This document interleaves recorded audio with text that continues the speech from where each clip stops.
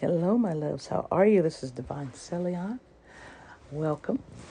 This is a read for the spring equinox. This is going to be a sensual read. So this is an 18 plus over read dealing with more tantric and how the sensual energies relate to what is going on in our lives and how we need to bear ourselves and what we need to do. And with that, let's get started, y'all. I hope this resonates with you. If it doesn't, leave it where it's at. It is meant to help you heal, help you grow, help you love. Okay? All right. So, the first card we have, and I'm using the Manera deck. It's the Manera Erotic Oracle, excuse me. The first card is Believe in Your Beauty. And that is looking at how you're bared, how you feel, building the confidence within yourself, seeing the beauty that you have and that you have to give the world, and that it's important, it's needed. And so don't ever think that your love is not needed, okay? That your love is not wanted. Yes, it is. It's been a very sensual time right now, and it's very beautiful. And a lot of people run from that and don't embrace that. But you need to embrace that, okay? It's a very beautiful energy to embrace, okay? So, please do embrace that, to the best of your ability. And know that it's a very beautiful thing and it's funny because the next card, is protecting your feelings. And sorry for background noise, y'all. And protecting your feelings. I'm gonna read it what it says actually because it's very beautiful what it says. And it's like it represents the Sun in Libra, 5th chakra. For those of you that want to know, it's I agreed to undress. I bared my feelings first. Then I bared my mind, and I bared my body, my soul. I bared all of myself except one secret something, and that I keep mine, even if I surrendered everything else. So there's always a time, as it's saying, when we find ourselves naked. And are we willing to be naked? Are we willing to give a risk? Are we willing to give that gamble? Being naked means being vulnerable. Yes, it can hurt. A lot of us left relationship some odd years ago and even now where we bared our nakedness and that person turned us away or didn't want it or used it. And we were so hurt and felt that we weren't beautiful because that person didn't think so. And so I challenge you to think now, how can anyone else know how beautiful you are if you don't know how beautiful you are, how precious you are, how beautiful you are in your nakedness? So your scars are beautiful. Your deformities are beautiful. It's all a part of you. And if someone can't see that, then that's their loss. You chose to be naked. You chose to share you. And that's a precious gift. Okay? So when you get naked, though, how, and when I'm talking about getting naked, what I mean is, how are you giving your vulnerability? How are you choosing to be naked? How fast are you naked with someone? That's what I mean. Your vulnerability and showing that. Okay? If you want to take it literal when you're with somebody, how fast are you moving with someone before you're intimate with them and bearing your nakedness to them? Do they not only accept it, but do they deserve that type of feeling? Okay. So the next one is Dreams of Repressed Lust. And this is dealing with the 3rd chakra, Moon in Capricorn. And it said, winged demons do not sleep, but ominously whisper words of temptation and seduction. They started as a dream and become nightmares. They are desires and turned into terrors I cannot shake away. And this is what it says. I'm going to read you what it says. I want to fuck. Is that so hard? And I'm laughing because I'm not laughing at you. I'm laughing because with this sensual energy of spring going around, a lot of people are going to be feeling that. A lot of people, even people in relationships, are going to be feeling that. I understand. I am so much in my sensual energy. That's all I want to do. I get it. I get it. Right?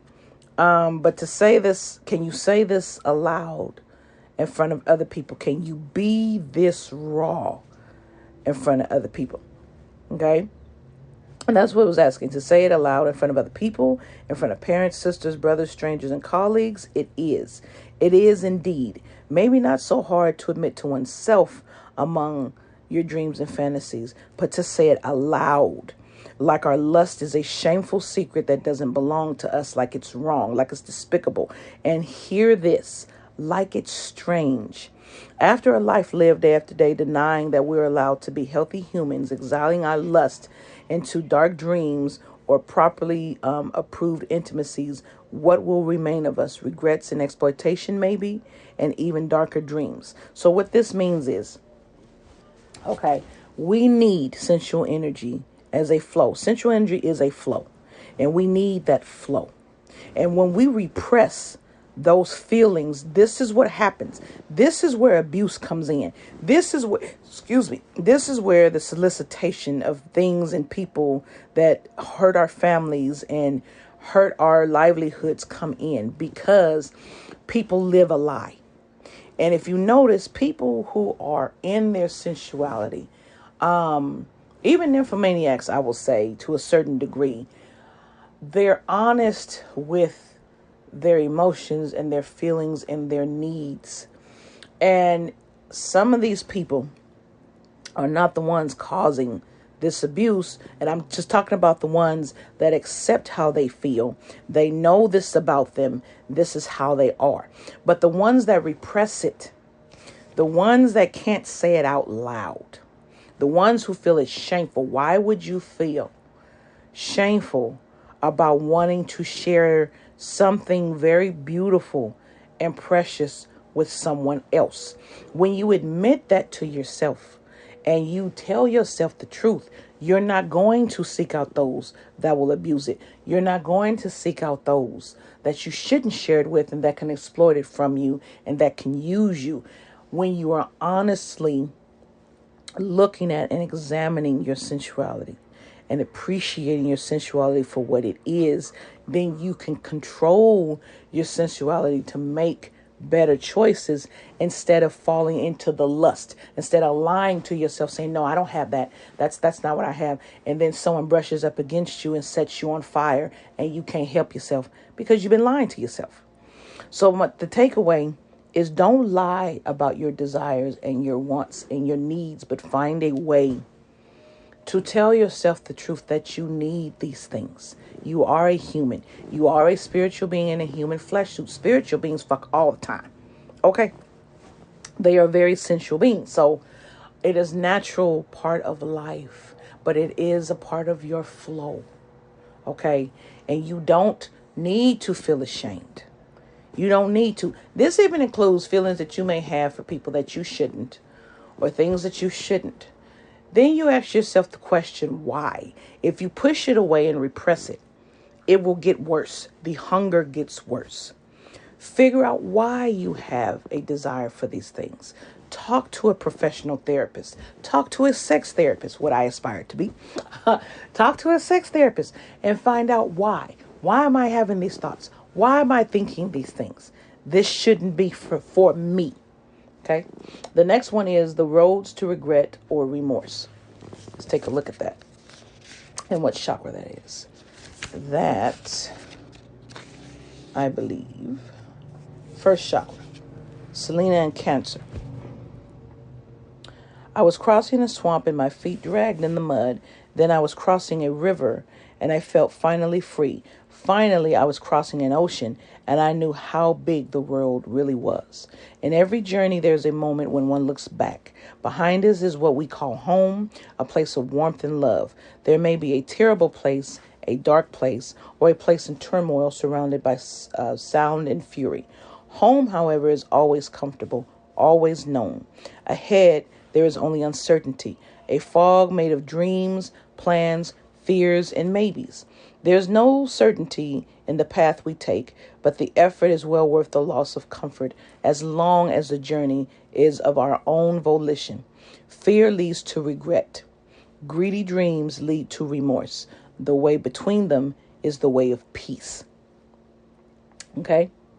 So don't walk your life with regret. This is why you need to control your desire to let go within your desire. Okay? All right. The next one is sharing tales of love and romance. Give me a second. I'm going to find it.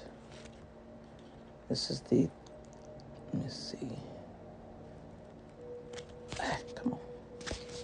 This is the 5th chakra. Lilith and Gemini. Woohoo!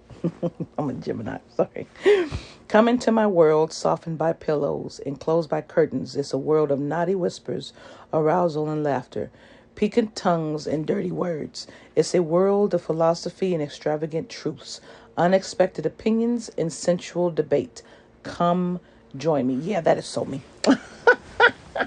In the secluded confines of bedrooms, after making love, there are many tales spun. They are not fabricated lies. They are spontaneous eruptions of the soul made finally into words. The softness of the lovers' bodies in a companion chorus to the words and jets exchanged. How can you trust what is said in the bedroom, and yet the dream uttered in that confused state perhaps has more clarity than the rest of your life? Can you listen then? Can you speak what is the back of your mind as if it doesn't really matter? Can you give voice to your natural self and to be seen just like you are? It's a lazy time, a time of coziness and jokes, but it's not a meaningless time. Okay, it's pretty self-explanatory, but I'm gonna speak it like this. So when you're in the bedroom, you say all kind of things. You feel all kind of emotions. You can be very romantic and very loving. And then the next moment when you're outside the bedroom, you're just regular people. You don't show that to the world. And that's a part of you still. That sensuality is a part of you, your real you. Have you ever noticed that when you get close to orgasm, right, you are willing to tell everything. You are willing to tell your nastiest secrets. You're willing to be truly you and not care what anybody says because it's you. And then the moment that climax happens, you feel dirty. You feel disgusted. You feel like I shouldn't have felt that way. Why be ashamed? That is your real self. Those are your real desires. Those are the things that you really want to experience. And they're so important because they're a part of your natural self. There are so many avenues and ways that we cut off who we really are. And we cut off our partners or who we're with in that moment. Sharing that time after making love and holding each other and breathing each other. That's tantric also. That's a very big tantric moment where you're just being with that partner in that love space. No judgment, no opinion of each other, just being, listening, and talking in your natural loving state. Okay? That is so important because that's you. That's what you feel. That's what you like. I don't care if it's, you climax and you want to be whipped and you want to be controlled and you're not usually like that in your real life. Or you actually want to feel the touch of someone of the same sex. Or you actually want to see what it's like to be with someone who has had a sex change. Whatever it is. It's your honest curiosity. Okay? And you don't need to be judged for that. You didn't act upon it, But you don't need to be judged for that. That's truly how you're feeling. And again, ask yourself, why is that something you want to explore? That could be something missing in your mental state, something you were missing when you were growing up as a child. And I'm not talking about the actual act, but some part of it could lead to some emotional thing that you're missing, some part of lust that you're missing, some part of the developmental process that you're missing. So you ask yourself these questions, but you should be with someone who does not judge you, but actively listens, and you both listen to each other and are free with each other. If you're not around people that you can be free with, you're around the wrong people. And now, the secret naughty feeling. This is the second chakra, moon in Pisces. Shamelessly exposing my lovely buttocks, I watch with interest your fierce struggle with temptation. Like a moth to a flame, I am drawn to virtue, and virtue is drawn to sin. Boy, is it. What is virtue? It's an open door or a closed one. Is it denial or acceptance?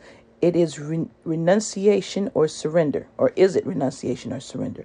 The dance between the naughty and the virtuous is a great choreography of desire, polarity, fear.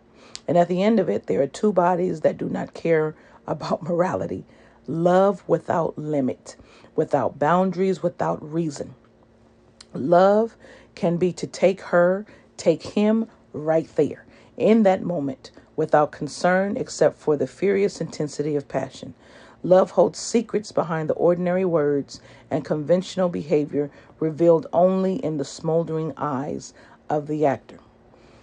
This duality. That's what this is about. The duality of what is right, what is wrong, what is seen as virtuous, what is seen as a sin. We live this every day. We live this every day, right?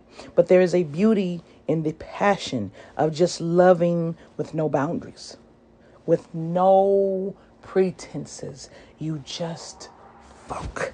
You just make love. You just are in the moment. You share that. It is gorgeous. It is beautiful. And you take it for what it is. You don't grasp it. You don't hold on to it. You don't perseverate over it. You don't obsess over it. It was a beautiful moment. Have you ever been in a situation where you just wish you could just freaking be and breathe and not care, not harming anyone, but just not give in to the judgments, not worry about how you're looking, how you're being perceived, how others are perceiving you, just loving. So this picture on the card is of a woman whose ass is bared, and this monk, she's trying to entice this monk who is praying to God to spare him the temptation. But if you look, that would be in one aspect. It looks like a Jesuit priest. But if you look in another aspect of Dzogchen or Buddhism, like the Tachikara Ryu, where at the end of their journey of being a solitary monk, the top ones get to learn Tantra, and they have to take on a consort, a female consort, to practice this with. Then sensuality and passion is incorporated because they understand that these are life lessons of the desire and what it teaches you and brings to you. And this is just a different sect of a religion. You understand? It really is based on what you believe is right or wrong, the intentions behind it, why you're doing it. Love is never wrong. Love is never wrong. And love should be given without boundaries, without pretense, without harmful intention to anyone else and yourself. Love should be able to be freely given. But the society we live in, it's not. Why? Why are they so afraid of what is freely given? Did you ever ask that? What are they afraid of? Of love being shared and given with other people, right? And its openness. They downplay it so much, and they downplay sensuality so much. But what they downplay about sensuality is lust and desire that leads you to sin. Well, in order for it not to lead you to sin, then you have to tell the truth about how you feel about it. As a human, you have to be able to explore it. You have to be able to know. Some folks just need to get close to the flame to know, okay, that's too hot for me. Other ones need to experience the flame. Okay? And hopefully it won't take them out. Hopefully it won't consume them. Hopefully it won't kill them. Everyone learns differently. Everyone experiences differently. But there is love never should be a shame. Love is not a shame thing. Despite what anyone says. It's not a shame thing. It's a beautiful, inviting essence. And that's how it needs to be handled. All right. So let's get to the tarot. And tell me what it wants to show us any further about this joining of dualities and being honest with ourselves and looking at true sensuality.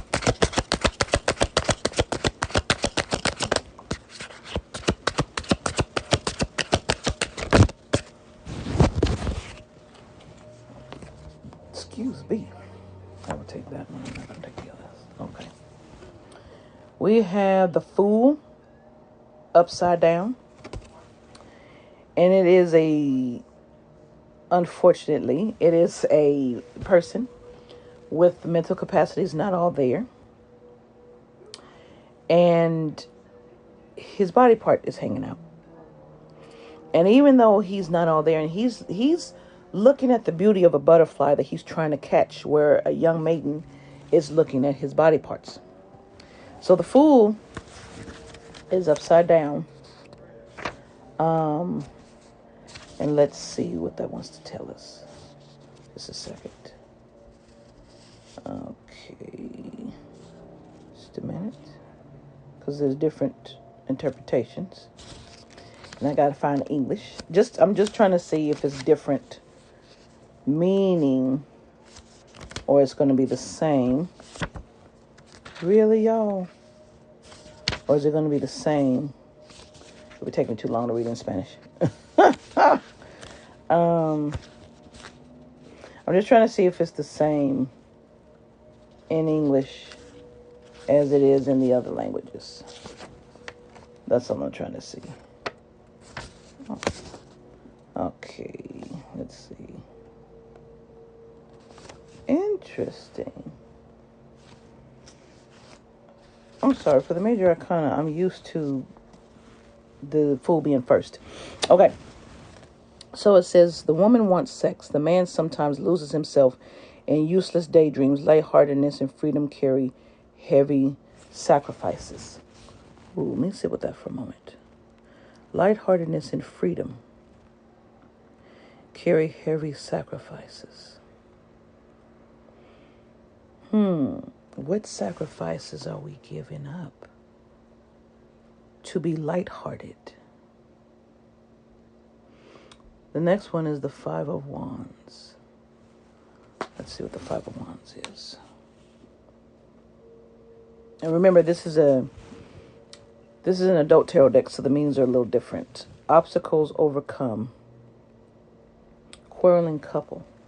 So you may be someone who is not having enough sex. Someone who feels that their sensuality is not valued, not appreciated, not considered. And there may be sacrifices to get your mate to see what your needs are and accept them. Okay, what is this? Knave of... What is this one? Interesting. It looks like the Hierophant. But here the Hierophant would be taking a maiden. And that's what it looks like, but it's not. It's not the Hierophant.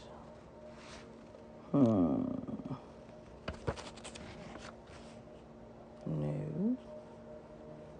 Knave of what? Didn't say knave of which one. I think this is the Knave of Cups, if I'm not mistaken. And it shows a, perfect sexual harmony between two lovers. No abuse of power at all. That's wands. Hold on a second. Chalices. Knave.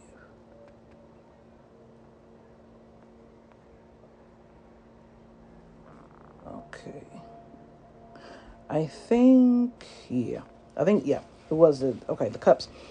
Couple does not spare itself and sets out to thoroughly enjoy amorous pleasure. The woman is trusting, but the man tends to waste precious energy. Interesting.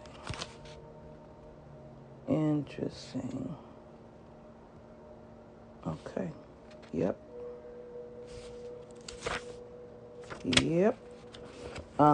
That's what it was. So, whatever it is, and that's not happening with you and your partner, will be resolved. And just talk with them and let them know how you're feeling, what your needs are, what needs that need to be met. King. Okay. Is this King of Cups? Let me see. Yep, King of Cups. The force of seduction is accompanied by refined technique, a very satisfying relationship. So, one of you is going to have to take the lead to set the flame on fire. You can't just expect the other partner to do it. One of you is going to have to take the lead. Justice. All right, let's see what justice says in this case. Justice. No. Fortune influences loving justice. Commitment and trust are the personal qualities necessary for a satisfactory solution to the problem. You hear this? I'm going to say that again. Commitment and trust are the personal qualities necessary for the satisfactory solution of the problem. Don't go and cheat. If you're not, I'm going to say it like this. If you're not getting satisfied at home, I'm not going to say what I could have said. If you're not satisfied at home, don't go out and cheat. Talk to your partner. Set up a date night. Surprise them out the blue. Maybe while they're sitting on the couch, put on something sexy and give them fellatio without them knowing or having to ask for it. Give them a sensual touch. If she's in the kitchen, slap her ass. Give her a kiss on her, bite on the neck while holding her and arousing her. Those type of things. Show your partner they want it. Two of Wands. Show them that they're wanted. Show them that they're desired and show them that they're needed. Shyness, reserve, first experience. Yes. Act like you guys have never been together before. Act like it's your first time meeting each other. I do that all the time. I love that. I love going somewhere with a partner. They arrive there, I arrive there, and we act like we don't know each other and meeting each other for the first time. I absolutely love that. It's so fun and it's freeing. And it gives you something different from just dressing up and putting on sexy things or your little outfit or your maid outfit or them dressing up, It's different. It's unique. Queen of Wands. Don't be brash. Don't discredit what the other needs. Take time. Don't just give in to the moment. Take the time. And the Queen of Wands was... Wands. Each partner has his or her own needs. Know how to choose and understand when and how to satisfy. Love dies without initiative. What did I say? Love dies without initiative. This whole reading is about being real to who you are. And exploring and being present and being vulnerable and allowing yourself to be sexually charged with your partner or yourself and not lying to yourself. That's what it's all about. That's what it's all about. Share times with someone. And even if it's just you, there's a book called The Art of Sexual Ecstasy that has not only how to be sensual and sexual with a partner, but how to be sensual and sexual with yourself, and in practicing Tantra rituals with yourself. This regulates sensual and sexual energy within self, coupled with the spiritual, and how to move the energies, how to move your ki around where you're not losing control. Okay? But you find yourself and you love yourself to be able to give and be free with your partner. It's very important that both of you are in that state to give to each other. The last card I'm going to do is the Tantric Bikini Oracle. One card, please. One card that they need for this read. Mother's Milk. Okay. And then after this, we're going to end the reading. So let me see. Mother's Milk. This is... There's the number 22, signifying the combined essential mother principle of attachment and nourishment. According to the classification by the elements, this is an air card, normally related to the suit of swords in the traditional tarot. On the astronomical map of the Milky Way, two small breasts appear to be floating in space. At the upper hand corner is depicted a voluptuous breast, suggesting the maternal principle whose breast milk has here become the Milky Way. The card invokes the desire to reach back to the original mother, the great nourisher of the universe.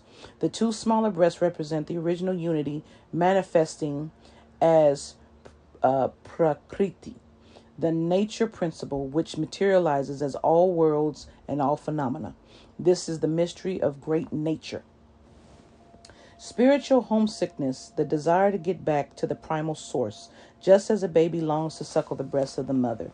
It represents the aspiration for non-duality and can indicate that the questioner should recognize the need for nourishment. According to the placement of this card on the Tree of Life chart, the emphasis and meaning is made clear. At the base center, it means with regard to the world. At the spleen center, it relates to the nourishment as health. In the heart center, it is concerned with emotion, such as with regard to a lover or a child. At the throat center, the indication is toward the need for fulfillment in the realm of fantasy and imagination. At the head center, the card tells of spiritual nourishment as the outcome from the higher self. Honoring the female principle of, fecundity and generation, meditate on the bounteous nature of the infinite. Remember that each one of us has been nourished by great nature. This is what I was talking about, the duality, and the need to return back to the beginning before duality even existed, to be us, to be nurtured and given to by the original mother, the universe, to find ourselves in union with the universe and who we really are. And in sensuality, the number one killer is the question, should I, shouldn't I? Am I beautiful? Am I not beautiful? Am I being true to my feelings, or am I being fake? This is what I really want to do, but the person won't like me because this is my desire, and they may see it as too nasty. Be you. At the end of the day, it is telling you to be who you truly are. Share your love and your sensuality with your partner. If you're not having relations with your partner and you want to, talk to a therapist, because there's sex therapists that help with this, and there are surrogates and things that help with this. But talk to a partner. If your partner has issues with ED, erectile dysfunction, or being turned on, talk to a sex therapist. Talk to a sex educator. They can point you in the right direction and help you. Talk to a sex coach, and they can give you pointers. Talk to a tantric coach, and they can tell you and help you what to do, show you as a couple, or join you as a couple. That might be your thing. Who knows? But you have to conquer self before you can conquer and truly appreciate and let go within your desires as you be one with someone else. All right, my loves. I hope this helped. It was a beautiful sentiment, beautiful read. And don't repress how you feel. Learn how you feel Ask questions as to why. Search for the answers within yourself to have healthy desires with your partner and with yourself. All right, my loves. I love you now. You take care. Namaste.